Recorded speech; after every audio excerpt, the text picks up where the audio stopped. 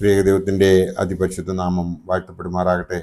കർത്താവിൽ പ്രിയ വിശ്വാസിനി വിശ്വാസികളുടെ സമൂഹമേ, കുഞ്ഞുങ്ങളെ നിങ്ങൾക്ക് ഏവർക്കും വീണ്ടും വരുമെന്ന് അരുളിച്ചെയ്ത് ഉദ്ധിതനായ കർത്താവായ യേശു ക്രിസ്തുവിന്റെ നാമത്തിൽ പ്രഭാതവചനത്തിലേക്ക് വളരെ വിനീതമായി സ്വാഗതം ചെയ്യുന്നു. ഇന്ന് വിഷയമായി കൊണ്ടുവന്നിരിക്കുന്നത് ഇന്നലത്തെ എപ്പിസോഡിൽ ഇട്ടതിൻ്റെ ബാക്കി ആണ്. അതായത് വിശുദ്ധ കന്യാമറിയാമിനെ കുറിച്ചുള്ള പഴയ നിയമ സൂചനകൾ. ഇന്നലെ 5 എണ്ണം ഇട്ടു, ബാക്കിയുള്ള 5 എണ്ണം ഈ എപ്പിസോഡിൽ ഇടാം എന്ന് ദൈവത്തിൽ ശരണപ്പെടുന്നു.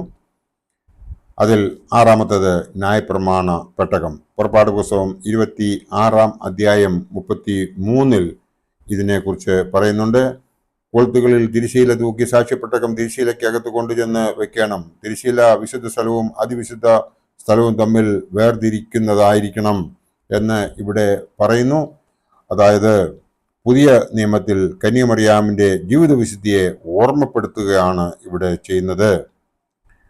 അടുത്ത കാര്യമെന്ന് പറയുന്നത് അഹ്റോന്റെ തളിർത്ത വടിയാണ്. അതിന് സംഖ്യാപുസ്തകം 17-ാം അധ്യായം 8-ാം വാക്യം നമുക്ക് ഒന്ന് നോക്കാം. പിറ്റന്നാൾ മോശ സാക്ഷി കൂടാരത്തിൽ കടന്നപ്പോൾ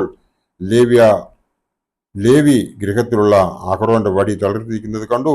അത് തളിർത്തു പൂത്ത് ബദാം ഫലം കായ്ച്ചിരിക്കുന്നതായി കണ്ടു. പുതിയ നിയമത്തിൽ അസാധ്യമായത് സാധ്യമാകുന്നു. കന്യക ഗബ്രിയേൽ മാലാഖയുടെ ശബ്ദം കേട്ട് ആ വചനം ജഡമായി തീരുന്നതായി നമുക്ക് ഇവിടെ കാണുവാൻ സാധിക്കും. അടുത്ത കാര്യമെന്ന് പറയുന്നത് ഗിദെയോൻ പറഞ്ഞ അടയാളമായ രോമക്കെട്ടാണ്. അതിനായിട്ട് നമുക്ക് ന്യായാധിപന്മാരുടെ പുസ്തകം 6-ാം അധ്യായം മുതൽ ഉള്ള 6-ാം അധ്യായത്തിൽ 36-ാം വാക്യം മുതലുള്ളത് നമുക്ക് ഒന്ന് നോക്കാം. അപ്പോൾ ഗിദെയോൻ ദൈവത്തോട്, നീ അരുളി ചെയ്തതുപോലെ ഇസ്രായേലിനെ എൻ്റെ കയ്യാൽ രക്ഷിക്കുമെങ്കിൽ ഇതാ, ഞാൻ രോമമുള്ള ഒരു ആട്ടിൻ തോൽ കളത്തിൽ നിവർത്തിയിടുന്നു. മഞ്ഞ് തോലിന്മേൽ മാത്രം ഇരിക്കുകയും നിലമൊക്കെയും ഉണങ്ങിയിരിക്കുകയും ചെയ്താൽ നീ അരുളി ചെയ്തതുപോലെ ഇസ്രായേലിനെ എൻ്റെ കയ്യാൽ രക്ഷിക്കുമെന്ന് ഞാൻ അറിയും എന്ന് പറഞ്ഞു. അങ്ങനെ തന്നെ സംഭവിച്ചു. അവൻ പിറ്റേന്ന് അധികാലത്ത് എഴുന്നേറ്റ് തോൽ പിഴിഞ്ഞു മഞ്ഞുവെള്ളം ഒരു കിണ്ടി നിറച്ച് എടുത്തു എന്ന് ഈ വേദഭാഗം നമ്മോട് പറയുന്നു. ഗിദെയോൻ പിന്നെയും ദൈവത്തോട്, നിന്റെ കോപം എൻ്റെ നേരെ ജ്വലിക്കരുതേ, ഞാൻ ഒരിക്കൽ കൂടി സംസാരിച്ചു കൊള്ളട്ടെ. തോൽ കൊണ്ട് ഒരു പരീക്ഷ കൂടി കഴിച്ചു കൊള്ളട്ടെ. തോൽ മാത്രം ഉണങ്ങിയും നിലമൊക്കെയും മഞ്ഞുകൊണ്ട് നനഞ്ഞു ഇരിപ്പാൻ അരുളണമേ എന്ന് പറഞ്ഞു. അന്ന് രാത്രി ദൈവം അങ്ങനെ തന്നെ ചെയ്തു. തോൽ മാത്രം ഉണങ്ങിയും നിലമൊക്കെയും മഞ്ഞുകൊണ്ട് നിറഞ്ഞിരുന്നതായും ഗിദെയോൻ കണ്ടു എന്ന് നമുക്ക് ഇവിടെ ഈ വേദഭാഗം പറഞ്ഞ് മനസ്സിലാക്കുന്നുണ്ട്.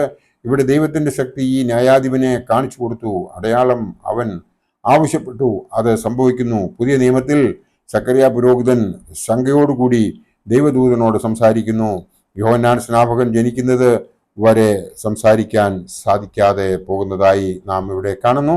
കന്യക മറിയാം എലിസബേത്തിന്റെ അടുക്കൽ ചെന്നപ്പോൾ അവളുടെ വയറ്റിൽ പിള്ള തുള്ളിച്ചാടിയതായി നാം കാണുന്നു.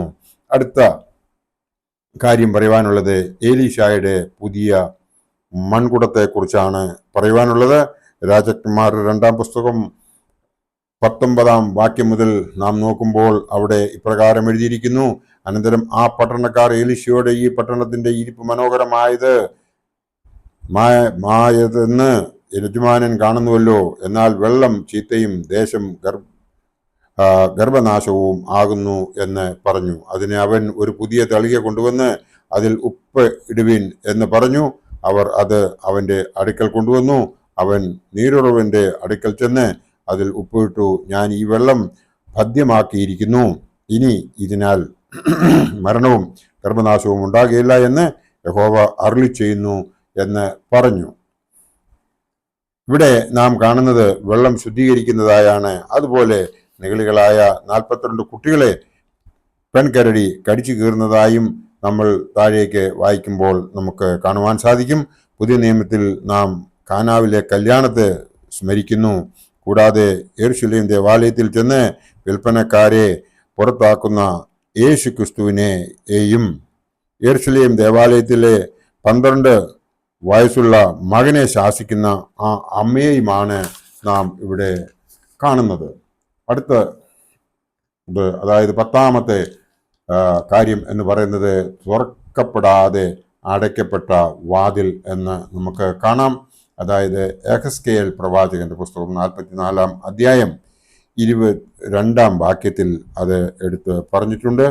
അപ്പോൾ യഹോവ എന്നോട് അരുളി ചെയ്തത്, ഈ ഗോപുരം തുറക്കാതെ അടഞ്ഞിരിക്കണം, ആരും അതിൽ കൂടി കടക്കരുത്. ഇസ്രായേലിന്റെ ദൈവമായ യഹോവ അതിൽ കൂടി അകത്ത് കടന്നതുകൊണ്ട് അത് അടച്ചിരിക്കണം എന്നാണ് പറഞ്ഞിരിക്കുന്നത്. ഇവിടെ യഹോവയുടെ സാന്നിധ്യം ഉണ്ടായിരുന്നതിനാൽ ആരും ഇതിൽ കടക്കരുത് എന്ന് പറയുന്നു. പുതിയ നിയമത്തിൽ സക്കറിയ പുരോഹിതനെയും യൗസേപ്പിനെയും എലിസബത്തിനെയും വിശുദ്ധ കന്യാമറിയത്തിന്റെയും ജീവിത വിശുദ്ധിയാണ് നാം ഇവിടെ കാണുന്നത്. അതിൽ സന്തോഷവാനായി ദൈവം എലിസബത്തിനെയും മറിയാമിനെയും തിരഞ്ഞെടുക്കുന്നതായി നാം ഇവിടെ കാണുന്നു. ഇങ്ങനെ കന്യക മറിയാമിന്റെ ജനനത്തെക്കുറിച്ചും തുടർന്നുള്ള ജീവിത രീതിയെക്കുറിച്ചും നാം പഴയ നിയമത്തിൽ തന്നെ കാണുന്നുണ്ട്. ഈ കാരണങ്ങളാൽ ആണ് കന്യക മറിയാം ആരാധ്യ ആയത് എന്ന് നമുക്ക് മനസ്സിലാക്കുവാൻ സാധിക്കും. അതായത് ദൈവഹിതം. ഈ കന്യക മറിയാമിനെ പോലെ നമുക്കും ജീവിക്കാൻ ദൈവം ഇടയാക്കട്ടെ എന്ന് പ്രാർത്ഥിച്ചുകൊണ്ട് എൻ്റെ ഈ വാക്കുകൾ ഇവിടെ ഉപസംഹരിക്കട്ടെ. ദൈവം നമ്മളെ എല്ലാവരെയും അനുഗ്രഹിക്കട്ടെ. നന്ദി, നമസ്കാരം.